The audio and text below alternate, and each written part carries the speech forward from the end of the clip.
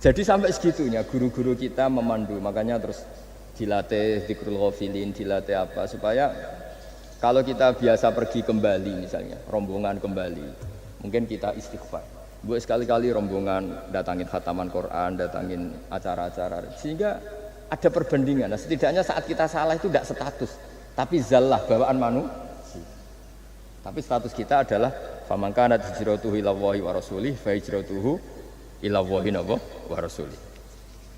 Nah, kemudian kenapa itu menjadi perilaku masif di seluruh dunia?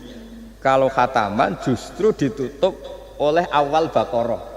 Kan agak aneh wong khataman kok ditutup dengan permukaan atau permulaan. Ya. Itu terus beliau ini di beberapa kitab diterangkan anna rajulan qala ya Rasulullah ayul a'mali afdalu. Amal terbaik itu apa ya Rasulullah? Qal alaika bil halil murtahil. Terus wa ma halul murtahil? Qal sahibul qur'ani kullama khalla irtahala. Amal terbaik itu adalah amal setelah selesai ingin melakukan lagi. Apa itu? Orang yang menghafalkan Quran atau membaca Quran atau khataman Quran setelah selesai langsung dimulai lagi.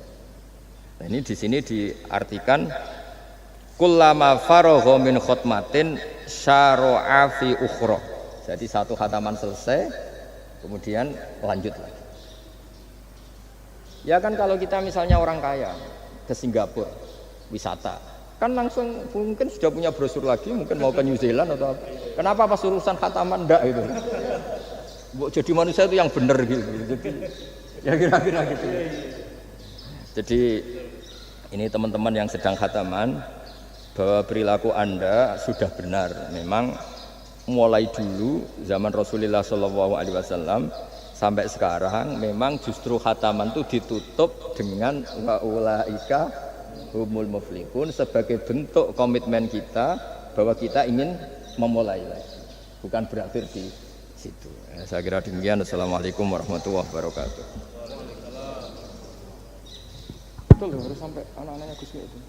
Terima kasih Gus Baha atas segala tausiahnya. Alhamdulillahirabbil alamin. Banyak hal yang bisa kita dapatkan dari tausiah beliau. Mudah-mudahan semua menjadi pijakan kita untuk terus berbuat kebaikan dan mewujudkan akhlak sebagai core value BUMN dalam keseharian kita berlandaskan Al-Quran. Untuk selanjutnya tanya jawab, mungkin panitia bisa menampilkan zoomnya dua. Yang pertama dari Aljazair, Pak Haidar yang khataman dari Aljazair, bisa ditampilkan zoomnya untuk bertanya langsung ke beliau. Kan lebih cepat kalau. Silakan Pak Haidar.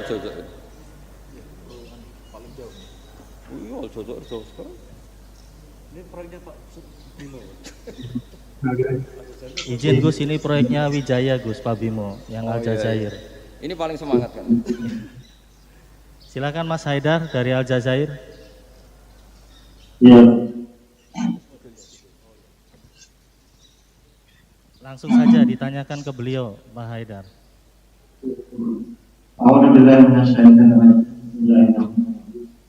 Assalamualaikum warahmatullahi wabarakatuh. Yang saya sangat hormati Gus Baha, kemudian Pak Alia, Pak Bimo, dan teman-teman panitia pengajian, kemudian rekan-rekan dimanapun berada. Izinkan saya memperkenalkan diri. Nama saya Haidar Kusdinar Gus Baha, asli dari Bandung. Kemudian instansi saya di PT Wijaya Karya. Kami di sini sama teman-teman sedang membangun 3.950 unit kita di Indonesia apartemen. Alhamdulillah kami semua berada dalam kondisi sehat walafiat. Walaupun kondisi pandemi ini belum dari turunan. Kan ini agak lambat sampainya. Alhamdulillah tim kami sekitar 103 orang dan kami bagi kemarin dari hari Senin dari mulai gladi resik dan hari Seninnya tanggal 12 kami rapat terkait dengan kegiatan ini. kami langsung membagi tim gimana caranya supaya rekaman ini semua bisa merasakan atau bisa semua lokasi, karena di sini ada 3 lokasi, ada di Air Depla, ada di Kemis Miliana, sama di El Haras Kebaran, 4 lokasi. Alhamdulillah kami sudah rekam dan kami bagi-bagikan secara langsung. Mudah-mudahan ini membawa keberkahan buat kurasi kami, khususnya Jaya Karya, semuanya, seluruh BUMN, Adikarya, PP dan lain sebagainya. Khususnya terkait dengan yang menginisiasi, saya berdoa mudah-mudahan Allah memperlihatkan dengan keberadaan kita terlaksananya acara ini. Iwan Bidin Alhamdulillah, Pak Baik, jika saya bertanya, pertama adalah tadi sebagian sudah ada paparan khusus ternyata mengenai pertanyaan saya. Pertama adalah kiat-kiat khusus bagaimana kita bisa istiqomah dalam keadaan konsisten, konsisten dalam berbuat, berucap, bertingkah laku, sehingga benar-benar terjaga keberadaan diri. Terjaga dari apa? Terjaganya adalah dari mohon maaf. Segala sesuatu yang Allah tidak diridhoi, terutama dalam keberadaan kami di sini tetap konsisten. Ada dalam rule aturan, tadi saya mencermati ada kata-kata yang luar biasa dari Gus Baha. Salah satunya adalah jalankan aturan yang sudah benar-benar jelas, lakukan. Ya, jelas. Kemudian dari saya catat adalah dengan rasa takut kepada Allah Subhanahu Wa Taala. Ini yang saya coba cermati, ternyata inilah salah satu jawaban yang mungkin. Kita ingin hal-hal yang lain mungkin Gus Baha mohon dan terkait dengan poin-poin yang lain mungkin bisa mengenai kepada kami yang hadir di tempat ini. Khususnya adalah tetap ada dalam konsisten, ada dalam aturan Allah Subhanahu Wa Taala. Kedua, pertanyaan kedua adalah bagaimana caranya agar senantiasa kita rindu kepada Allah dalam kondisi apapun, Gus Baha. Terutama adalah kerinduan bertemu dengan Allah Subhanahu Wa Taala dan bertemu dengan Rasulullah Sallallahu Alaihi Wasallam. Ini dua pertanyaan yang mohon maaf mungkin bisa mewakili kami yang ada hadir di sini, jauh dari keluarga, kemudian jauh dari anak istri, dengan kondisi seperti ini. Karena kadang-kadang kita kalah dengan kondisi yang ada, yaitu rasa takut melebihi rasa takut kepada Allah Subhanahu Wa Taala. Itu mungkin Gus Baha pertanyaan kami yang ada jahit di sini. Kami di sini jam 3 subuh, Gus Baha, perbedaan dengan Indonesia adalah 6 jam. Karena tadi jam 2 subuh sudah standby dan teman-teman sudah mempersiapkan. Alhamdulillah hari ini pada kesempatan baik ini ternyata kami sudah bisa menjalankan dan bareng-bareng bersama teman-teman. Setelah dengan membawa hatur nuhun. Assalamualaikum warahmatullahi wabarakatuh. Warahmatullahi wabarakatuh. Terima kasih Kang Haidar. Mungkin pertanyaannya curhat ini Gus. Jadi yang pertama, beliau ini muhibinnya Gus Baha, jadi langsung kita tayangkan supaya bisa face to face begitu dengan Gus Baha. Yang pertama yang ditanyakan mengenai bagaimana kunci istiqomah Gus. Tentunya dalam hal kebaikan dan menyebarkan kebaikan-kebaikan di sekitar. Yang kedua, bagaimana caranya meningkatkan atau keluar dari situasi atau permasalahan apapun itu. Mungkin itu Gus. Mungkin mohon pencerahannya. Enggak tafsirnya jiran sendiri. Itu yang kita catat Gus. Ini kesurupan nih. Silakan Gus. Ya, terima kasih Mas Haidar. Bismillahirrahmanirrahim.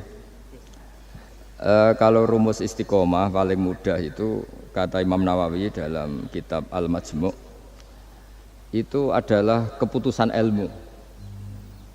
Kalau keputusan nafsu itu kita nggak mudah istiqomah. Imam Nawawi mencontohkan begini, misalnya habis maghrib kita istiqomah baca Yasin. Itu cara pemaknaan itu baca Yasin itu kebaikan. Sehingga nanti kalau kita batalkan karena anak kita sakit atau karena ada orang tua kita sakit, kemudian kita ke rumah sakit mengantarkan, ini juga tidak mengganggu istiqomah baca Yasin. Karena maknanya adalah baca Yasin kebaikan, ditinggalkan untuk kebaikan yang bentuknya lain. Jangan seperti istiqomah versi ghairu ahlil ilm, yang dikatakan orang-orang yang tidak ahli ilmu. Sehingga kadang cara berpikir, ya tetap maca Yasin senajan to makmu wis kejet-kejet gitu. Nah, itu akhirnya kan kayak Islam itu jadi sadis. Jadi demi istiqomah meninggalkan ibadah sosial. Maka banyak ulama mengatakan istiqomah itu ya kebaikan ke kebaikan yang lain, kebaikan ke kebaikan yang lain. Makanya saya bilang istiqomah itu adalah keputusan ilmu. Itu kata Imam Nawawi. Sehingga dalam banyak hal saya beri contoh. Hidup ini baik apa enggak? Ya baik, karena hidup ini menjadi mazru'atul akhirah. Referensi kita masuk surga dan neraka itu berdasar kehidupan sekarang ini. Berarti hidup ini spesial. Kita surga ya diputuskan ujian di kehidupan ini, neraka juga iya. Berarti kehidupan ini spesial. Tapi suatu saat kita pasti mati, dan mati itu baik enggak? Ya baik. Baiknya di mana? Ya kamu sudah tidak bisa maksiat lagi. Sehingga Nabi itu cara berdoa itu indah sekali. Allahumma ahyini ma kanatil hayatu khairan li wa tawaffani ma kanatil wafatu khairan li. Allahumma ij'alil hayata ziyadatan li fi kulli khairin wal mauta rohatan li min kulli syarrin. Segampang itu Nabi melihat kehidupan dan mati. Mengajarkan kita, tentu mengajarkan kita. Ya Allah, jadikan hidup ini, anggap saja saya ini masih menambah budi-budi kebaikan. Kalau saya mati, anggap saja ini berakhirnya semua maksiat saya. Mungkin sekarang kita ada zina, mungkin sekarang kita ada korupsi, tapi potensi itu tetap ada. Yang bisa mengakhiri potensi itu apa? Ya mati. Maka mati itu tidak problem bagi orang-orang baik. Kalau sampai anggap problem berarti agak kurang baik. Jadi sehingga ya hidup itu ya biasa, mati. Saya ini termasuk kiai muda yang nggak pati takut mati, ya biasa. Hidup ya mau, mati ya mau, ya biasa aja. Karena begitu indah ajaran Nabi. Ij'alil hayata ziyadatan li fi kulli khairin wal mauta rohatan li min kulli syarrin. Dan kalau ada kematian berarti anggap akhir dari segala keburukan. Maka berkali-kali saya ngomong, orang-orang alim dulu itu sudah pinter. Kalau ada badan narkoba, penjahat mati, itu tetangganya tetap disuruh bilang, ini orang baik, dia saksikan dia. Tetangganya protes semua, baiknya di mana orang nakal gitu. Padahal kiainya bilang baik kan sudah mati, tidak bisa apa-apa sudah. Artinya ada sisi kebaikan dalam kematian, yaitu segala keburukannya, bahkan potensi keburukannya menjadi berakhir. Jadi masalah nikmat juga gitu. Orang berharap bisa hidup itu sesuai rencananya. Tapi ketika dapat musibah tidak siap. Tapi apa panduan Nabi? Ajaban li amril mu'mini inna amrahu kullahu khairun in asobatun na'ma syakara fakana khairan lah wa in asobathu dharra sobaro fakana khairan lah. Orang mukmin itu selalu baik. Kalau dapat nikmat syukur ya baik, dapat ujian sabar juga baik, kenanya baik terus. Makanya saya berkali-kali bilang hubungan dengan istri itu ya gampang. Saya berkali-kali bilang kalau pas harmonis ya baik, namanya harmonis ya baik. Pas tukaran juga baik. Ibadahnya tinggal sabar. Dulu banyak orang jadi wali itu karena istrinya cerewet. Jadi termasuk resep jadi wali itu istrinya cerewet. Kalau secara ekonomi saya sering bilang, kalau harmonis malah minta ke mall, kalau sedang tukaran malah enggak, murah tukaran sebetulnya. Artinya orang dulu itu ngelola kehidupan itu gampang sekali. Bodoh juga gitu. Saya pernah ada civitas akademika dari UGM cerita saya. Biasanya kampus-kampus besar kan menghormati orang yang prestasi. Saya bilang ke beberapa profesor, ya cocokkan lah. Kalau dalam pandangan kiai gimana Gus? Ya anak-anak yang nggak pinter itu ya bagus. Barokahnya nggak pinter masuk desa-desa tertinggal, akhirnya menghidupkan di desa tertinggal. Kalau pinter inginnya di Jerman, terus dapat beasiswa, malah kadang-kadang nggak mau pulang. Barokahnya tidak pinter mau di desa-desa terbelakang, akhirnya merata pembangunan di Indonesia. Di dunia kiai juga gitu, kadang yang alim paling jadi ketua MUI atau apalah. Barokahnya tidak alim dia di desa tertinggal, kelasnya pendiri masjid. Artinya kalau dalam pandangan Islam itu semua itu ada hikmahnya. Jadi Allah bikin orang ada yang bodoh itu sudah direncanakan. Barokahnya bodoh itu mau di desa terbelakang. Kalau enggak bodoh enggak mau dia. Ya itu cara Allah untuk menyebarkan kebaikan. Ya ini kan fatwa ala kiai, sampean jangan buka. Wah ini berarti bikin itu Gus, berarti orang bodoh ya hebat. Ya memang hebat, Allah sudah merencanakan, tapi ya jangan dimasifkan lah. Orang bodoh jumlahnya sudah banyak lah, tidak usah ditambah.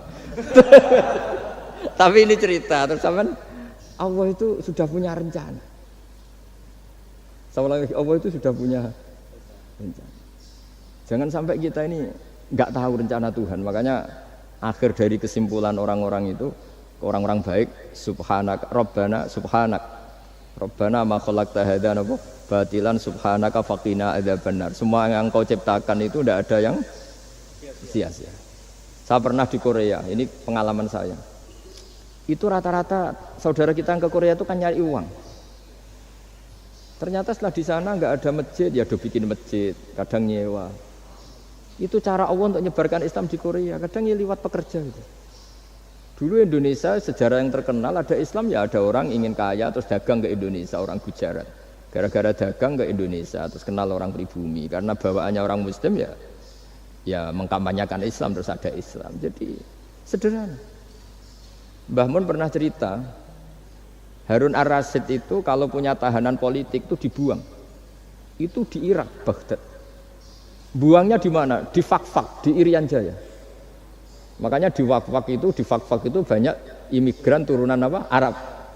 Itu dulu itu rival politiknya Harun Ar-Rasyid. Ketika di sana melihat orang Irian tuh pakai koteka itu bilang Urian terus jadi Irian itu. Urian itu maknanya apa? Telanjang. Jadi bahasa Arabnya telanjang itu apa? Urian itu telanjang, jadi Irian ya. Itu ya barokahnya buangan politik ya, tapi bukan tahanan kriminal, tahanan politik dibuang di sana, kemudian ada Islam di sana. Itu cara Allah. Begitu juga Islam di Eropa, kadang dibawa mahasiswa yang dulu ketika di Indonesia agak kepikiran jadi kiai.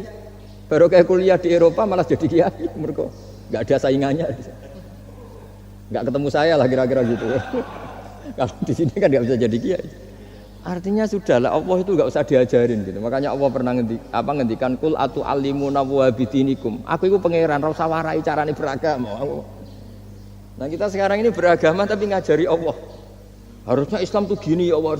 Pangeran mbok warai.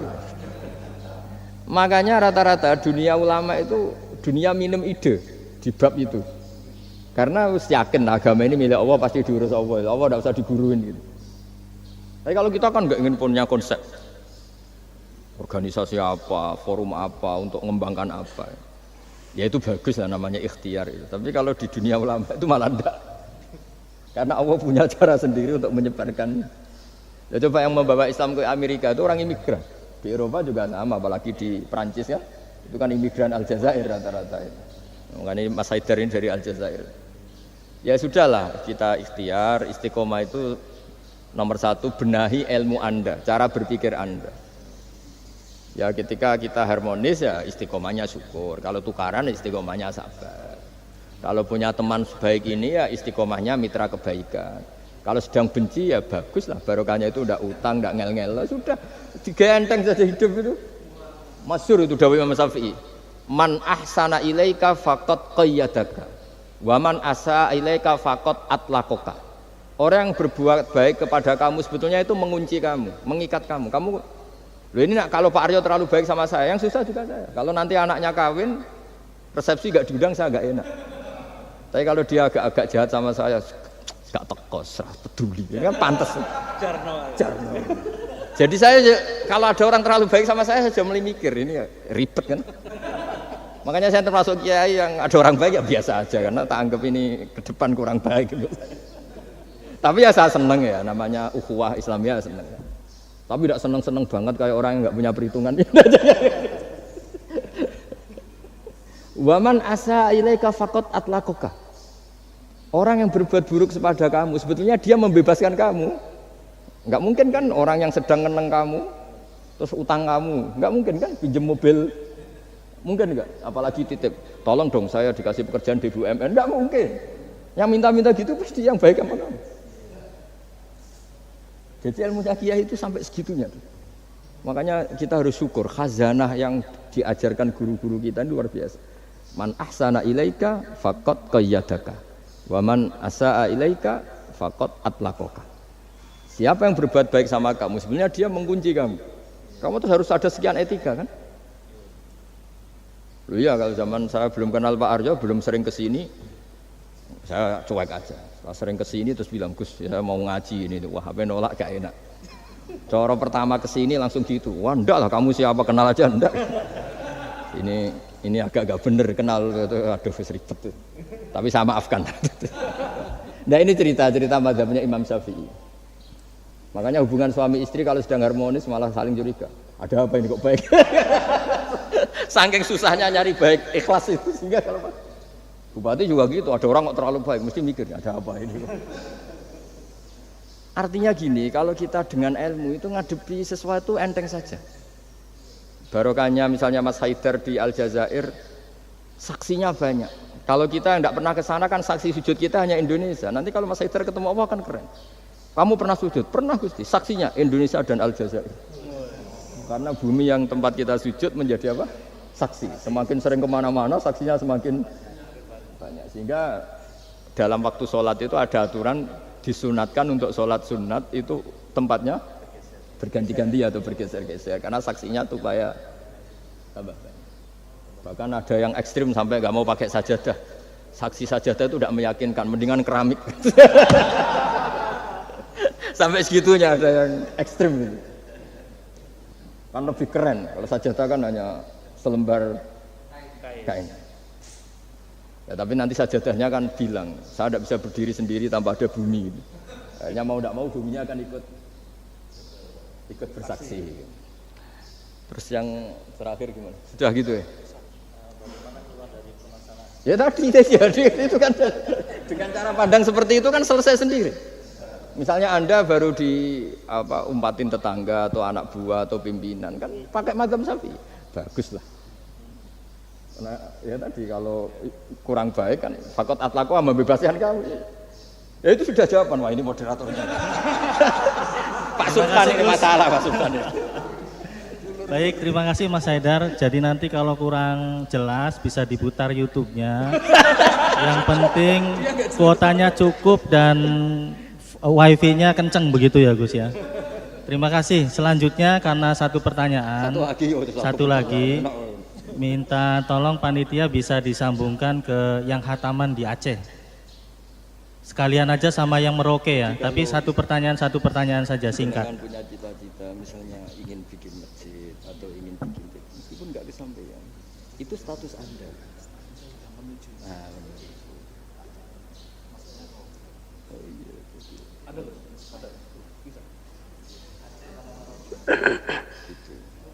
Bismillahirrahmanirrahim. Assalamualaikum warahmatullahi wabarakatuh. Assalamualaikum warahmatullahi wabarakatuh.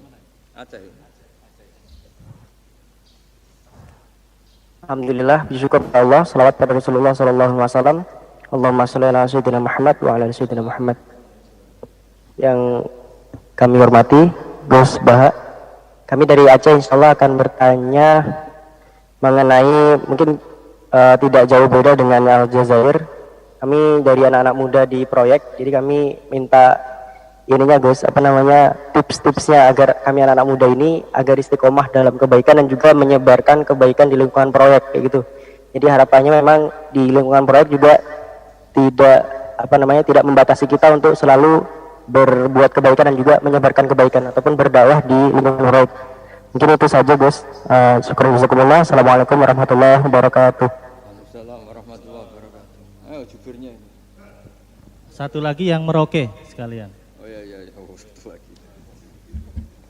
Jadi dia satunya agak diingat-ingat, yang diingat lagi ingat. Kan enggak mungkin. Harus terus lanjut, Pak. Terus. Provokator semua. Assalamualaikum warahmatullahi wabarakatuh. Waalaikumsalam. Saya Asep Sanjaya dari PT PP Persero, proyek PLTMG Merauke 2. Yang terhormat Gus Baha dan Bapak Aryo. Saya dari anak-anak tua lah. Kalau mereka tadi anak muda, kalau saya itu anak tua. Pertanyaan saya, bagaimana cara mengokohkan di dalam ranah bekerja atau pekerjaan? Karena Di era sekarang ini banyak yang menyampingkan akhlak demi mendapatkan kepuasan diri sendiri. Terima kasih. Waalaikumsalam warahmatullahi wabarakatuh. Waalaikumsalam warahmatullahi wabarakatuh. Ini milenial, Gus. Jadi memang di proyek ini ada yang milenial, kolonial, ada juga yang campuran, Gus. Miko namanya, milenial kolonial. Jadi mungkin yang pertama mohon pencerahan dari proyek Aceh, kemudian yang kedua dari proyek Merauke. Kalau Aceh tadi bagaimana caranya milenial bisa istiqomah. Kemudian yang milenialnya, kemudian yang Merauke itu bisa mengenai akhlak ya Gus ya, sebagai core value-nya BUMN terutama antara anak dengan orang tua. Monggo Gus, silakan. Pakai ini aja. Bismillahirrahmanirrahim. Sesuai disiplin yang saya tekuni yaitu ilmu. Seperti yang saya jawab pada Mas Haidar tadi dari Aljazair. Untuk yang Aceh juga sama. Kita di perantauan, saya pernah ditanya anak yang kuliah di Inggris, juga pernah ditanya anak yang kuliah di Amerika. Pertanyaannya itu, Gus, kita di negara yang sistemnya itu lebih mapan ketimbang negara yang kita huni. Itu cara terus menjaga syukur sama Allah itu gimana?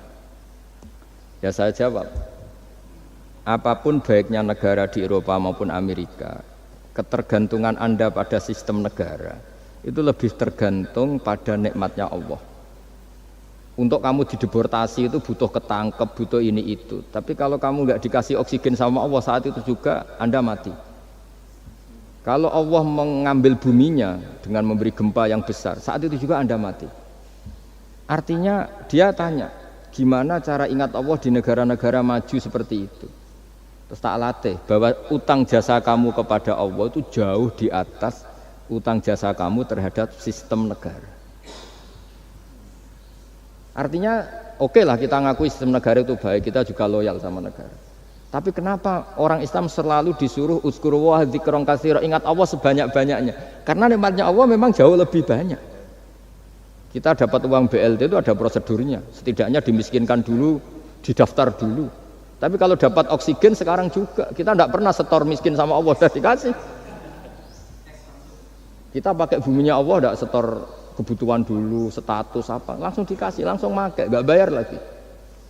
Nah, semakin kita berpikir seperti itu, maka utang jasa kita kepada Allah semakin banyak. Akhirnya dengan demikian kita fasih, kita mengatakan alhamdulillah, melafadzkan alhamdulillah. Sehingga di surat Waqiah Allah melatih kita seperti itu.